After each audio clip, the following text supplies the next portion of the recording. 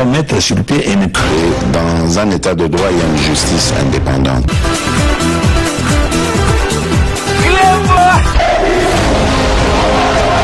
Ce n'est pas pour rien qu'il faut des conseils.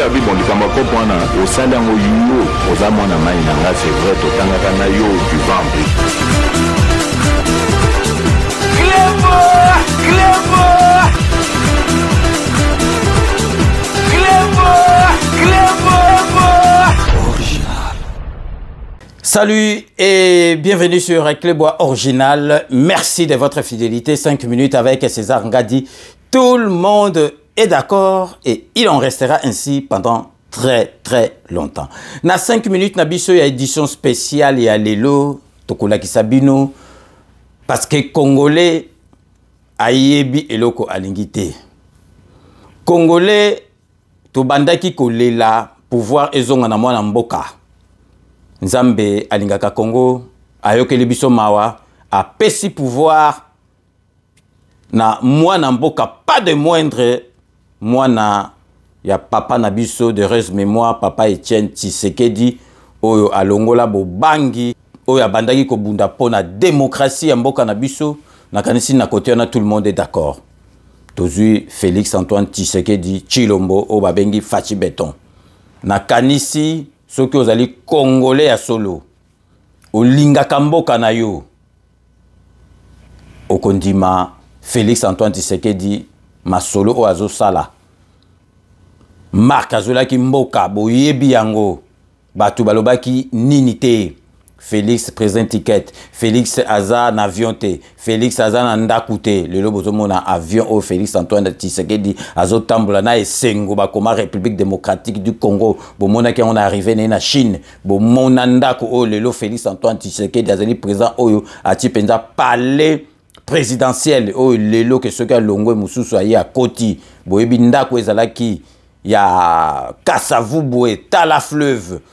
Oyo Mobutu achaki on ba bureau na ye boyebi oyo a place ayamba ali foreman oyo ezaki na période soka yambi mutu bake omela nchamba ba bwaki le koma palais présidentiel. Avant wana Félix Antoine Tshisekedi aza ostentatoire te, aza neti papa na ye boyebi bato Mobutu bandako ba bandoko za nango me botala ndako papa Tshisekedi bandoko vanda na yango. Félix pe alandi makambo papa na ye mwana poto matériel loko pamba bomona ndako vanda soki ya 3 pièces soki ya 2 pièces. Pour alakisake aye wana pona masolo mboka bomona masolo o ezali ko salema soki to tangeli binoka elengesa marché central, donc aéroport Mama Yemo, port en eau profonde, pour ne citer que c'est là.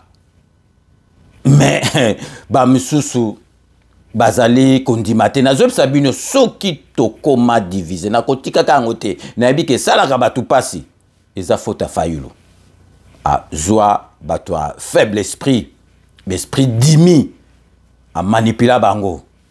Mais nzambe penza na yebisi bino alingaka Congo parce que makambo tozali komona na Félix Antoine Tshisekedi so tozalaki na yete soki Congo elingo ko suka wapi lelo tozali ko pesa bino po boyeba que Congo na biso RDC to koti na top 10 ya ba pays africain le plus riche. Boye biso ba bimisi ba tableau oyo bazo tcha donc ba pays plus riche obe ba pays oyo bazabo to bando zaka ba le kueki omona ba 50e ba misika ba pays moko donc ya pamba liboso na biso. Mais na 4 ans ya Félix Antoine Tshisekedi, ça même pas 4 ans parce que vraiment solo na ya banditango asali gouvernement ya union sacrée de la nation. Donc asali ka ba 2 ans to koti na top 10 ya ba pays africain le plus riche. Ezali teke biso nde tozolo babo a César mutaja lelo banini ngana tshaka ba prévezali FMI mutelobi on bozali komona Fonds monétaire international kuna okopesa bango corruption te okoyela bango na ba sentiment te bazo tala masolo ndenge ezali kolela bazo tala PIB o babengi produit intérieur brut yango mutu kotala économie ya mboka eza na wana. Donc toujours ibsa bino ke RDC na biso esali entrer dans le top 10 de pays africains le plus riche.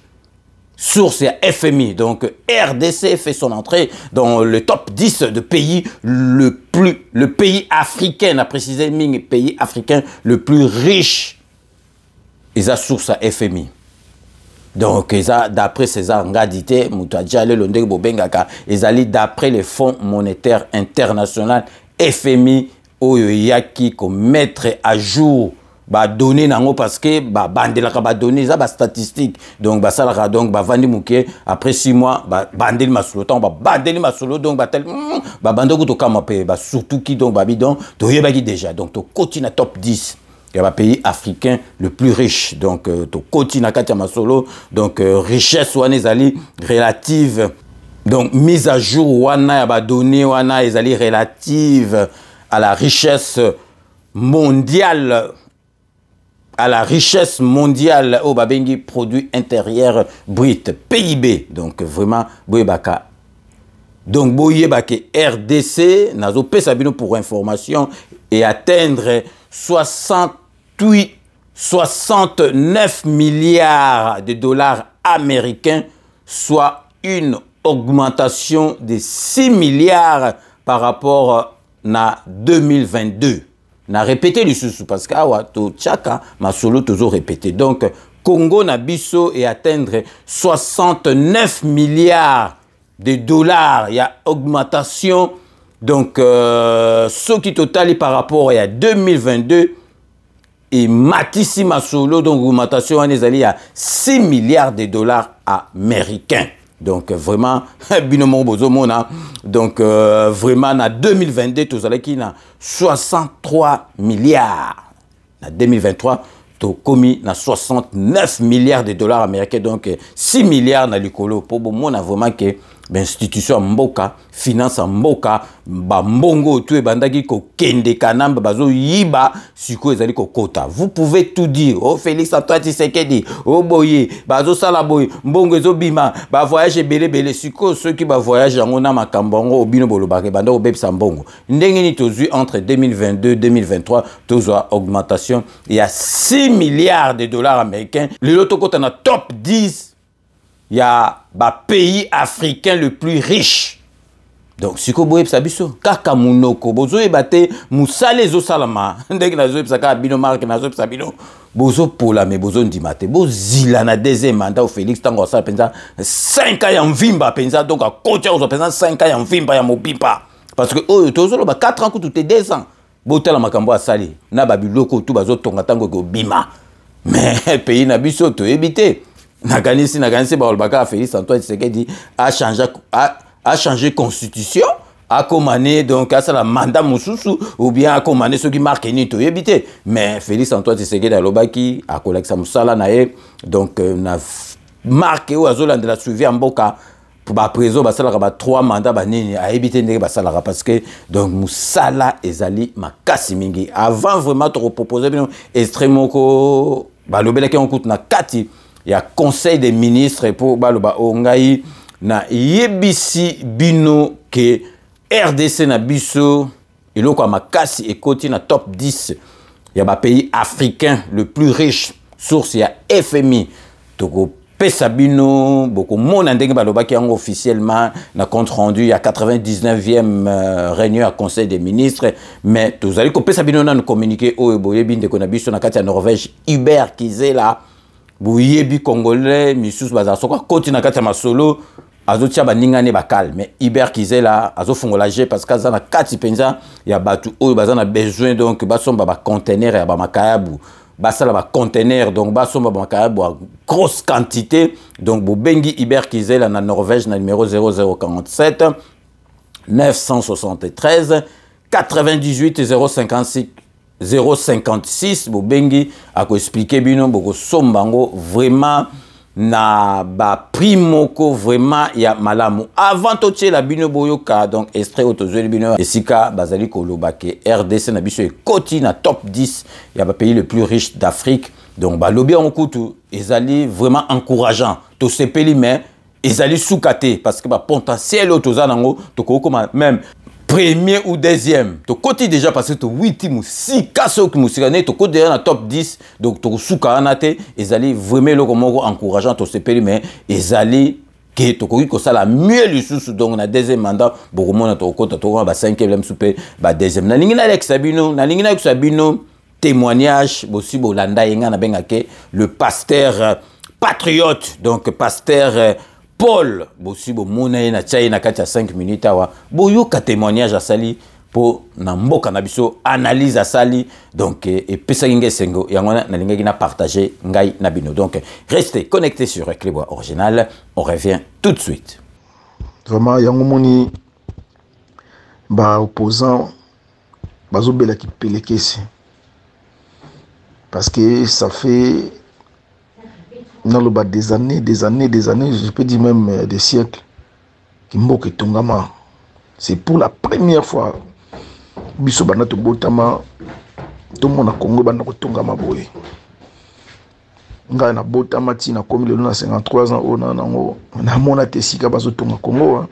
C'est pour la première fois nazo mona bazo tonga Congo. Yango mona opposants les osala bango passe na moté bazo créer ba insécurité pour ne discriminer le président Fachi.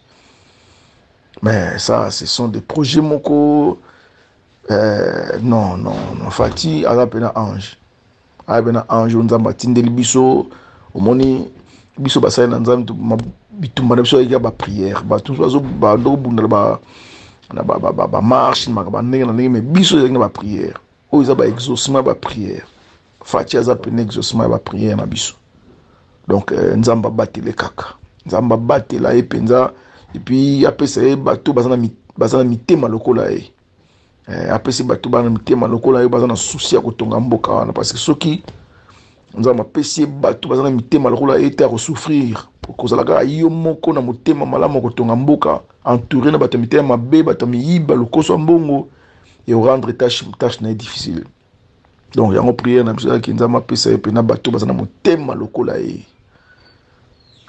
acte liboso asala tanka ba ponier ba voter bandi pouvoir acte wana et les kakra boy ba lobela ngoti na ba média ils ba acte ba passeport fatia quitter ça ba passeport na poto tono ko ça ba passeport na ba 260 €. Sur le transport, tout le monde a compris 300 passeports, 300 € le passeport. Mais le passeport commis 100 €. 100 € passeport qui t'a 100 €. Mais les médias vont le ngoti. Ndeko moko tinda ngai aza mu tete la fausse alande ko ngoti tinda nga ba message kaka ya mabe contre Fachi. Na ebisio na mona mutayina Fachi lokola tipo wana te. Mais lobi na mamolie ba réponse moko na ebisio na komila ke makambo ebele penza si kazali penza na ndimite a sasuba nini wana ngana ebisie yuzo tinara ba nini ya insécurité yubite insécurité partout dans le monde insécurité partout dans le monde même quand na Europe en mboka ya droit mais insécurité vanda na mboka ko santé bazo bomba policier bazo bomba policier tozo monango. Est-ce que mukoni boko partager makamalamu o tatouazo sala elenge sawana elenge mwana mboka ngana botem na makala na botem na commune na makala na koli na commune na makala nga indezo mwana mwana makala donc vrai makalien penza na bi makala de A à Z na botem pe na commune na makala na kimpika na matente moza na kimpika wana na yebi makala très bien que ça fait 30 ans na zone souté. Mais en tout cas, na ibi makala na elenge sana nga zo tanga na armée di sel na likola makala kuna na zo utana C parce que biso ndova na sa makala côté ya maison et église ya Saint-Clément catholique na balabala na église ya Saint-Clément balabala mafuta na koli ya balawana zo ke tanga na armée di sel na likolo kuna zo traverser mabulu wana na makolo nga na grand frère na ngai pendant des années na makolo na sama bulu pe e érosion na mbule ko bete gulu muki bo ekundi bino mais les onzela ne komi makadanse na minda mais c'est non c'est un grand miracle. Cet homme vraiment c'est un ange faut que bonne la mingi pona e penanza ma protéger le botana il a un cœur qu'aucun président n'a toujours président le rôle a été na Congo. Donc, moi, continuer à partager ma œuvre, quel que soit les combats, continuer, en tout cas, nous, on vous soutient dans la prière, parce que tout ça, non capable de soutenir nous financièrement, mais pour permettre de soutenir nous quand ma prière moi en boca. Donc merci Mingi mon frère.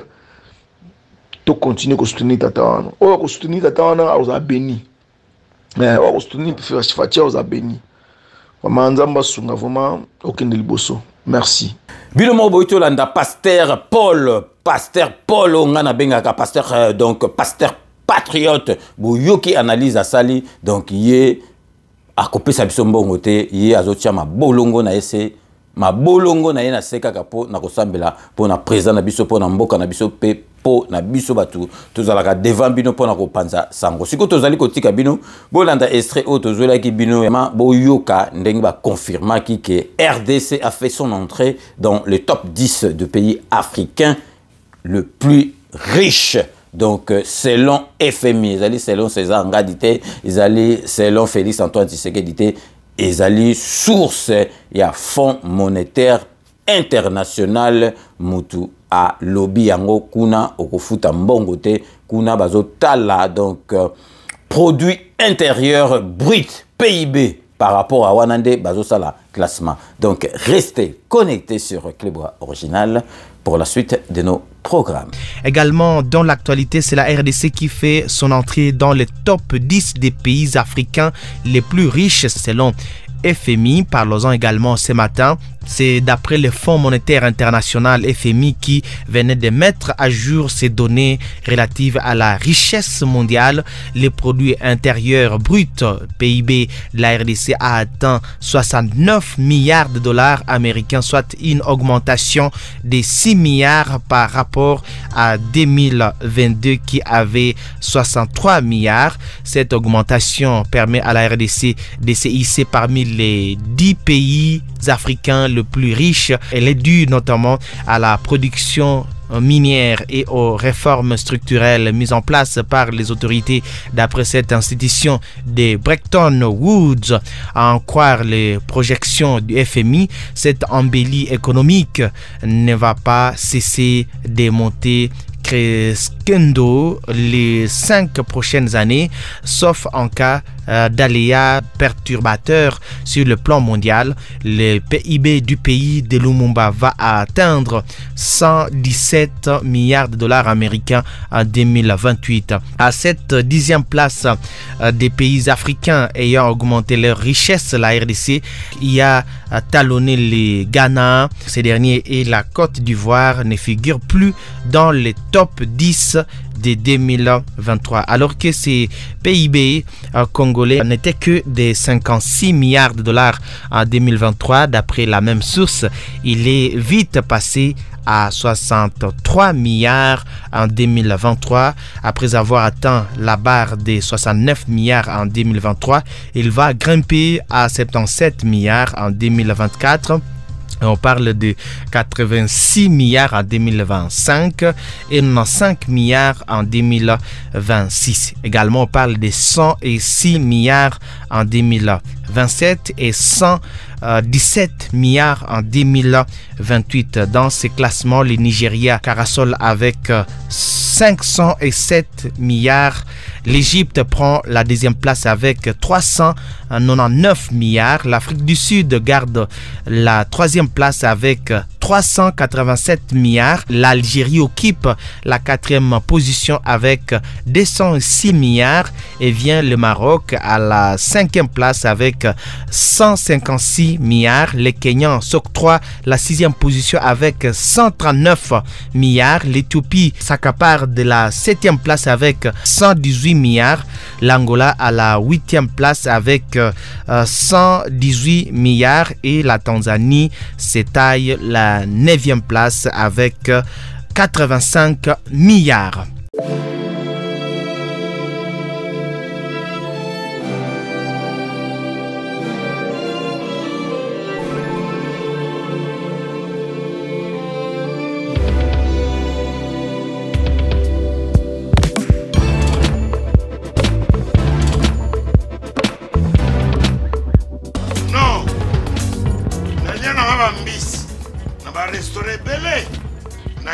Mambo Galaxy na kuti poisson dans la mbisi pe ya mwana te aza minere te aza mokolo to bokoliango familial botondi mbisi basangisa na crevette kaka ye mbisi basangisi ye na makemba basangisi na poivron basangisi na céleri basangisi na pomme de terre basangisi ye na munganza na mbisi azwi vitamine baza lisusu na ngulu baza lisusu makayabu brochette oyo tobengi kamundele mayebo to biloko nyonso ya mboka pa galaxie mambo tozolia se mambo galaxie tozosala mpa na bana mboka yango wana congolais mpona esika oyo kolela or ke bacongolais toyebani osali 6 mois okundi na propriétaire tie mosapi na liso mais galaxie mambo 8 ans quel restaurant eza mosika te. Au numéro 137, rue André Carman, à Aubervilliers, composez vite les 07 53 28 89 07. Galaxie Mambo, c'est du wow.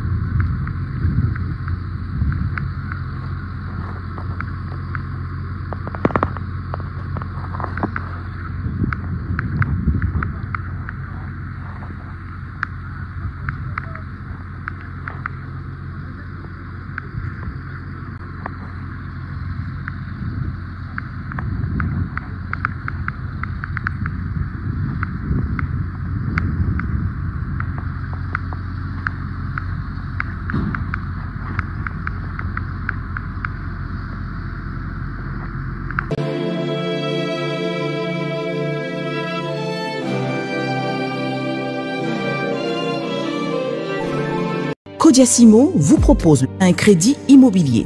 Vous êtes du Congo ou de sa diaspora? Vous désirez devenir propriétaire en RDC et faire construire votre maison en toute quiétude? Obtenez votre crédit, puis commencez son remboursement uniquement dès la livraison de votre maison. À la Cité Kimia, nos maisons seront toutes construites aux normes internationales. Située à seulement 25 minutes de l'aéroport de Njili, 10 minutes de Safari Beach, au cœur de cette cité moderne, vous y trouverez aussi un centre commercial avec plusieurs commerces de proximité. Nos bureaux sont situés au 173 avenue Mutombokachi, dans la commune de La Gombe, référence rond-point Forescom. Venez dès à présent réserver votre lot dans ce nouveau havre de paix à Maluku, ce nouvel Eldorado au Congo. Codiasimo, la meilleure adresse pour construire la vôtre. Kilelo, quitte appart, pichu kitenge. Tu as opé appartement na kacha poto. Solution monani. Ozana posa ya salle concert, salle ya mariage, pichu kitenge appartement. Osala location ya restaurant, obenga quitte appart, pichu kitenge appartement. Ozana posa ya événement, au défilé de mode, oh ba mama ba roya réunion, oh soki nini. Pichu kitenge appartement quitte appart. Ozana besoin ya louer terrain. Oh na bana otumbaka tabana ngai na nenga poto zone industrielle.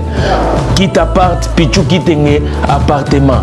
Olingi ofungola oh ba bureau quitte appart pichu kitenge appartement. Numéro ya téléphone 0033 75 14 32 126. Benga na quitte appart pichu kitenge appartement. Olingi ko sala achat et lupangu na poto. Ozana Kisasa, ozana Ngola, pichu kitenge. Ba kitenge ba ebele me wana kita part. Check.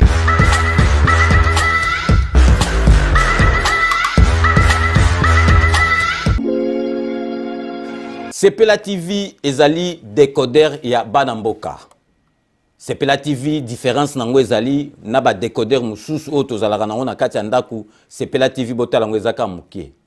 Eza mukie olingi ko voyager ozu yango o voyager nango parce que ba décodeur obiso to zalaka nango evandika na ndako mais Sepela TV déjà eza mukie botala ozu o kolisi yango na poche et na kosi na poche à veste o voyager o memi yango partout dans le monde ici kazo kende. Donc ozaka na besoin ya câble HDMI courant na internet. Internet est comme partout, courant est partout. Donc ils en a plus de 500 chaînes yo surtout ya kitoko. Bilengi ba choix ya congolais kaka mutaoye bango. Donc congolais kaka mutaye bango. Congolais kaka mutaoye ba elengi nini yo kaka. Donc congolais kaka mutaye bango. Donc c'est Sepela TV ça ya Banamboka. Bozwa abonnement nango okozwa ngo ya ne mobimba okozwa ngo pe par mois. Au bengi bango na ba numéro na bango bozali komona. Donc Sepela TV ezali décodeur ya yo ya ngai. Donc ezali ya étranger te ezali ya Banamboka. Avec Sepela TV, tout le monde est d'accord et il en restera ainsi pendant très longtemps. Bienvenue dans le monde de Sepela TV. Sepela TV est le décodeur qui vous permet de suivre les chaînes du Congo en direct de la diaspora. Wami Business, votre agence de fret maritime et aérienne. Vend des produits importés, lait de beauté, vin rouge, blanc, rosé, sel, sucre, désodorisant, eau de javel, savon de Marseille, casseroles et divers articles. À Kinshasa, nous sommes sur l'avenue Maringa 83, direction Assosa dans la commune de Kassavu.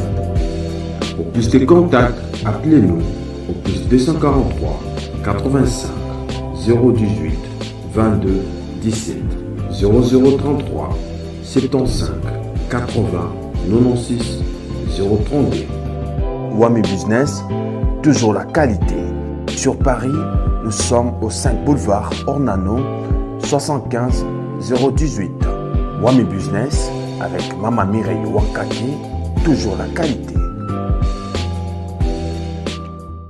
Chez Elbito Coiffure, toujours, ça marche comme ça là, avec la expédition là. Toujours.